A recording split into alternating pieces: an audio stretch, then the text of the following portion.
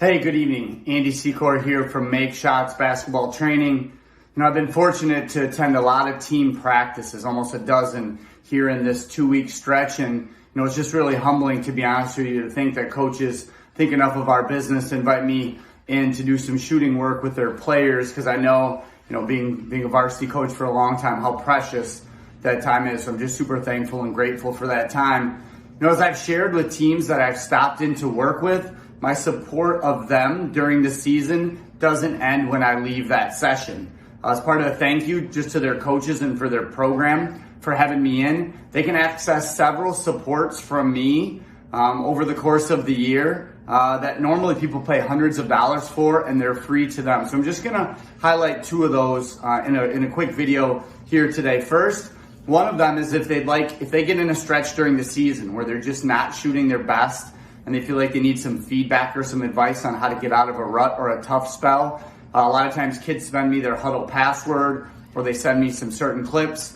I evaluate what some of the common misses they're having, why they might be having those, and I give them some feedback and advice on some things that they can work on during practice to try to get out of that.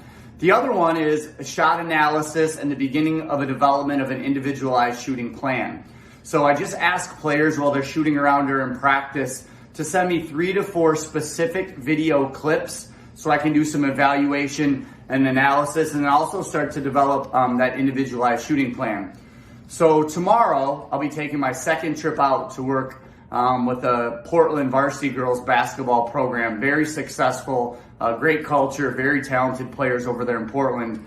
One of the benefits of having me out for the second time is I can do some of the individual film analysis between our sessions, and then I can provide them some feedback in person, which is just more helpful, I think, and supportive than electronic. So their program has sent me all their varsity players' film clips that I need so I can provide the analysis. So they're going to be accessing probably over $1,000 worth of support for free, just for having me back out the second time. And so I'm excited to be out there and to do that tomorrow, but I wanted to dive in a little bit tonight in terms of what that looks like. So the film analysis and ISP development takes me about 1 to 2 hours to complete, depending on the specificity that the player is looking for. I'm going to do a quick rundown here in a moment of the film analysis and ISP development I did for Ashley Bauer of Portland. I got to work with her for the first time in our first session. Very talented and skilled junior guard for Portland, who also plays for the Capital City Express and AAU. She broke the school record last year at Portland, making 48 threes in the season while shooting 41%. Obviously, very impressive numbers. Once this season gets going, Ashley's going to start getting a lot more run around our state because of the talented player she is and obviously the good program she plays in. With those good numbers, we're not looking to reconstruct or really restructure her shot. It's more identifying some common misses, reasons for those, and maybe building in some better habits that take some of those common misses away and lead to more consistent reason for her makes. She has great core shooting elements, and all we're going to try to do is filter in some skills to improve. So let's take a look a little bit at the film and how that ISP gets developed. All right, let's lock into a little bit of this film study for Ashley so you can see. First, here's a little bit of what the clips look like. So I asked for clips from a few different angles. And then I kind of start the analysis just by watching these numerous times in quicker and slower motion.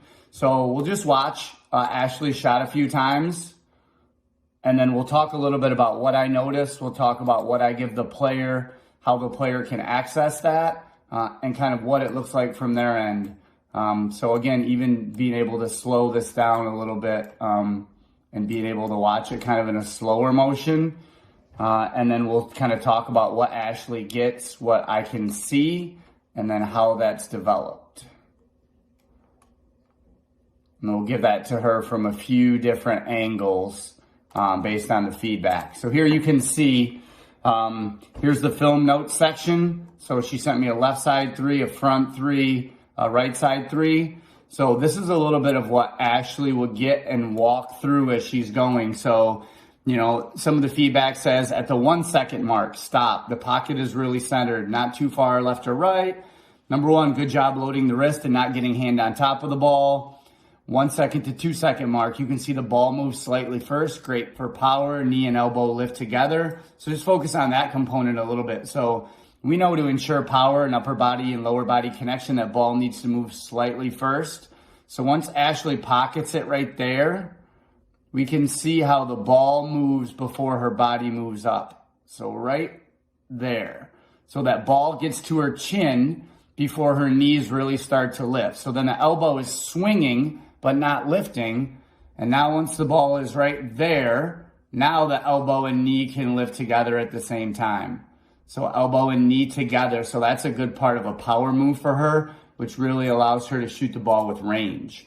Some other things that are mentioned in here, look at the 2 mark when the ball gets to the right side of your face and your hand is a little outside of the ball. So one of the things that Ashley's going to see in her ISP is that right here, you can see this hand being just a little bit outside the ball, right? If you took away her guide hand, the ball might even fall off. So instead of that right hand being truly in the center of the ball, it's slightly outside. So what does that lead to? See how Ashley's hands almost cross right there at that moment? So that just comes from not her guide hand. Her guide hand really is staying pretty vertical, but it's that right hand coming across her body because it starts in this outside spot right here. So let's kind of take, I got a handful of clips there. The player kind of gets this page of film analysis, and then this is our ISP. This was developed by Make Shots. We didn't take it from anybody else.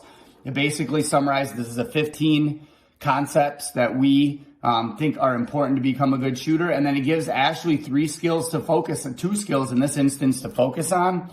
A little bit about her lower body move and a little bit about her hand collision on top.